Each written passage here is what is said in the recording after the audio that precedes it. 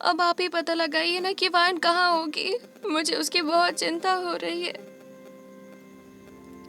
Daisy wine के ना मिलने पर बहुत परेशान थी और सूकी भी टेंशन में थी, लेकिन जंगकुक ये सब सुनने के बाद भी खामोश था और डेजी को कहता है, आ जाएगी जब आना होगा उसे। तुम खाना लगाओ, भूख लगी है मुझे। डेजी ये देख हैरान थी कि कल तक जो जंगकुक वाइन की छोटी सी तकलीफ से परेशान हो जाता था, वो वाइन के ना मिलने पर इतना शांत कैसे हो सकता है। सभी मेट जंगकुक के लिए डिनर लगाते हैं और खाना खाने के बाद जंगकुक अपने बेडरूम में चले जाता है। यहाँ दूसरी तरफ वाइन वो ब्रेड खाकर वहीं एक कोने में दुबक कर बैठ गए।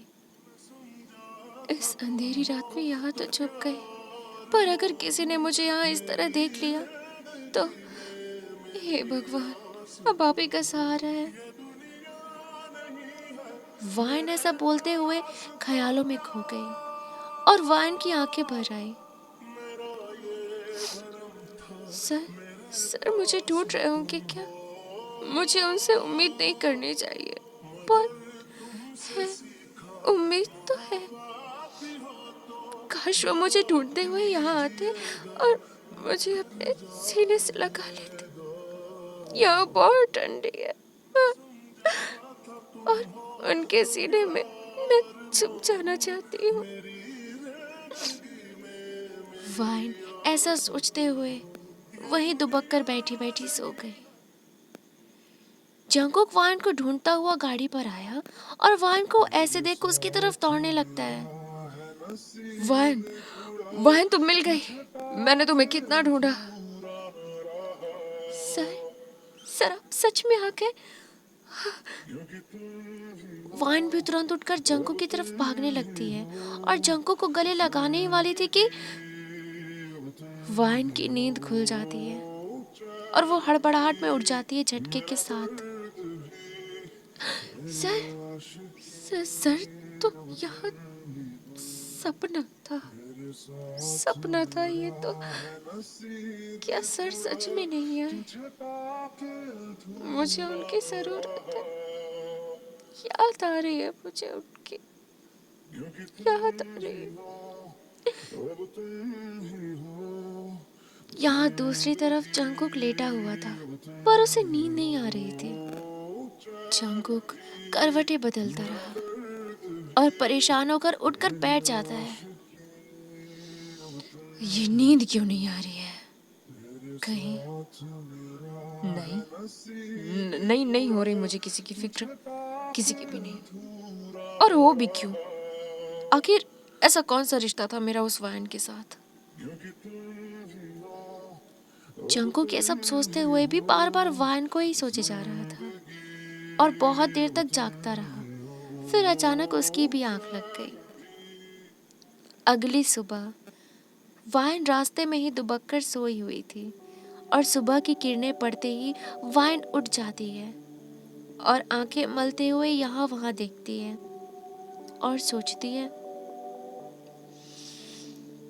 अब तो सुबह भी हो गई, न जाने माँ की तबीयत ठीक होगी या नहीं। अगर ऐसे ही पापा को ढूंढती रही तो जिंदगी भर यहीं ढूंढती रह जाऊंगी। मुझे पुलिस की ही मदद ले लेनी चाहिए। हाँ, ये सही रहेगा। वाइन तुरंत पुलिस स्टेशन जाती है और इंस्पेक्टर से बात करती है और अपने पापा की फोटो दिखाती है ताकि पुलिस उन्हें ढूंढ सके। देखिए मैडम, इतनी बड़ी दुनिया और आप भी कंफर्म नहीं है कि आपके पापा इसी शहर में रहते हैं या नहीं, तो थोड़ा नहीं बहुत वक्त लग जाएगा। पर सर, आप जितनी जल्दी हो सके मेरे पापा को ढूंढने की कोशिश तो करिए ना। वाइन पुलिस स्टेशन से वापस आ जाती है और परेशान होकर थक हार कर वहीं बैठ जाती है। यहाँ दूसरी तरफ वाइन की माँ की तबीयत बहुत ज़्यादा, हद से ज़्यादा खराब हो गई। तो डॉक्टर जंगकुक को कॉल करके बताते हैं। ऑफ कोर्स, क्योंकि जंगकुक ने एडमिट कराया था तो डॉक्टर ने जंगकुक को कॉल किया। तो डॉक्टर जंगकुक को बताते हैं कि वाइन की माँ की तबीयत बिल्कुल सीरियस कंडीशन में है। बार बार वो अपने पति को देखने की फरमाइश कर रही है। तो जंगकुक समझ जाता है कि वाइन जरूर अपने पापा को ही ढूंढने गई होगी।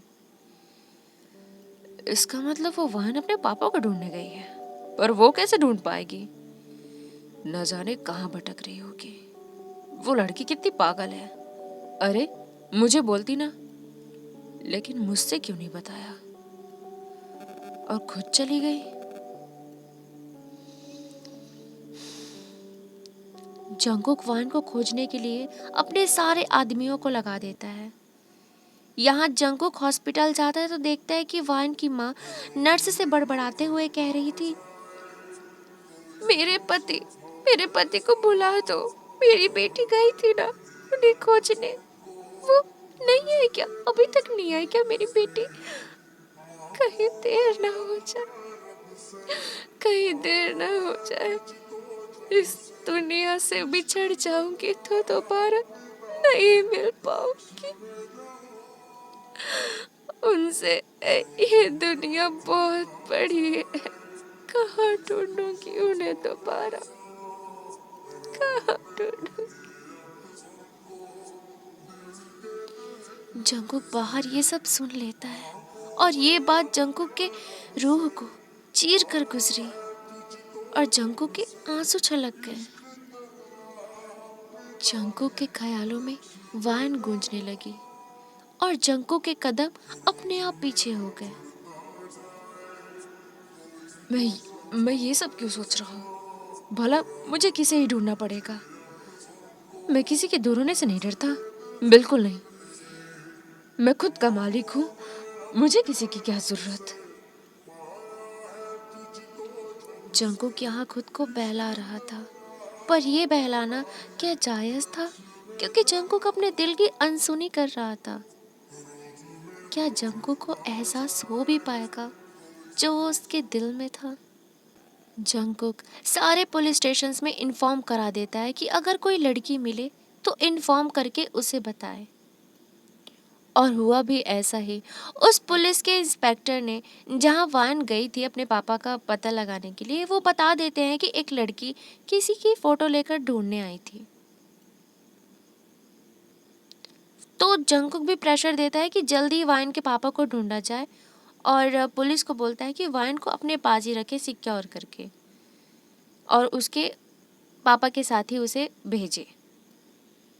2 दिन तक पुलिस वाइन को अपने ही क्वार्टर में रखते हैं और फाइनली वाइन के पापा भी मिल जाते हैं। जब वाइन अपने पापा को देखती है तो मुंह फेर लेती है। वाइन के पापा के आंखों में आंसू थे। मैं जानता हूँ बेटा, मैंने बहुत गलत किया, पर जो मैंने तुम सबका दिल दुखाया था ना, उसकी सजा भगवान मुझे भी दे रहा है। जिसके लिए मैंने तुम्हारी माँ को और तुम्हें छोड़ दिया, वो भी इस दुनिया से चल बसी और मेरे लिए एक जिम्मेदारी, एक बेटे को छोड़कर चली गई। उसी को इतने सालों से पालता रहा। वाइन रो रही थी और अपने आंसू पोंछकर कहती है, न जाने मेरी माँ क्यों तड़पती है ऐसे इंसान के लिए, क्यों, जिसे अपने तकलीफ की परवाह है लेकिन उनकी तकलीफ की नहीं। कहते हैं इंसान अपना लिबास हर दिन बदलता है, पर मैंने देखा है इंसान के उसी लिबास में इंसान बदलते। खैर, जल्दी चलो, उनकी तबीयत बिल्कुल भी ठीक नहीं है, तड़प रही है मेरी माँ। वाइन अपने पापा के साथ हॉस्पिटल पहुंच गई और वाइन की माँ अपने प्यार को इतने साल बाद देख सन्न रह गई और खुली आंखें लिए सो गई हमेशा के लिए। लेकिन उस चेहरे पर एक सुकून था। बिना कुछ कहे, बिना कुछ कहे, बिना कुछ देखे और बिना कुछ सुने, वाइन की माँ अपनी आंखें बंद कर चुकी थी।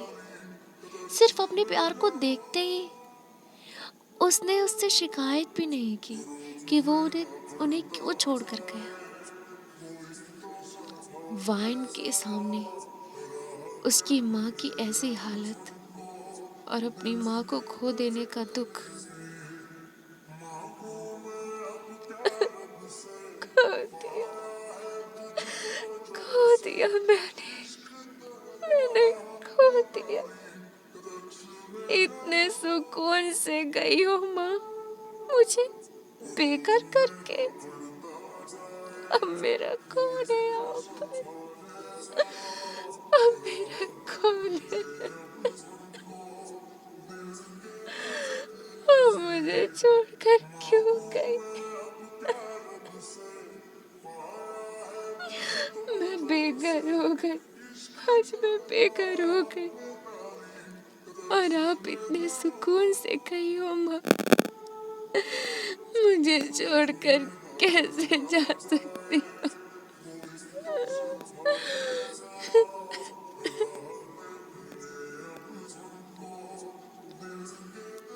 वाइन के पापा को उनकी गलती का इतना ज्यादा गिल्ट हो रहा था कि वो शब्दों में बयान नहीं कर पा रहे थे। डॉक्टर वाइन की माँ के डेथ की खबर जंकुक को दे देते हैं और जंकुक तुरंत हॉस्पिटल आता है और वाइन को देख घबरा जाता है क्योंकि वाइन पूरी तरीके से बिखर चुकी थी। जब वाइन जंकुक को वहां देखती है तो वो टूटा मन लेकर हल्के कदमों के साथ जंकुक के पास जाकर उसके सीने में अपना सिर टिका देती है। शायद शायद यही अंजाम होता है ना इश्क का। ऐसा अंजाम मुझे नहीं चाहिए। कितना बेरहम हो जाता है वो शख्स जिस पे हम मर मिटते हैं। मुझे नहीं चाहिए ये आशिकी। आर्मी ये पार्ट यहीं तक रखती हूँ। आगे मैं तुम लोग को और तड़पाना चाहती हूँ। आगे का पार्ट मैं माफ़ करना यार, मुझे बिल्कुल दिल से माफ़ी मांगती हूँ। बहुत ज़्यादा लेट हो गया, मैं जानती हूँ कि 1 हफ्ता हो गया इसको नहीं अपलोड की हूँ। 1 हफ्ते बाद अपलोड करी, मुझे माफ़ कर देना। मेरी सीरीज़ चल रही थी ना, तो sorry for that. And I promise you कि मैं बहुत जल्दी अपलोड करूँगी। मतलब 2-3 दिन के अंतराल में, हाँ अंतराल में मैं तुरंत अपलोड कर दूँगी। ओके, तो B patience, okay B patience. And आगे हम देखेंगे कि जंकुक आखिर क्या रिएक्ट करता है वाइन के साथ, मतलब एंड फिर उसके बाद का क्या चैप्टर बनता है। Okay, so wait for that and like this channel. तेरी ना इंग्लिश इतनी ख़राब है बहन, सीख ले तू, ABCD सीख ले यार। सीख लूँगी, चुप रहे अभी तू। चलो चलो, तो like this video and subscribe my channel for the next part and comment कर देना जो भी तुम्हें कमी लगी हो या फिर जो भी सजेशन हो तो तुम कमेंट कर देना। ओके, मैं पूरी करने की पूरी कोशिश करूँ। Okay, thank you so much for watching this video, bye and I love you. Bye.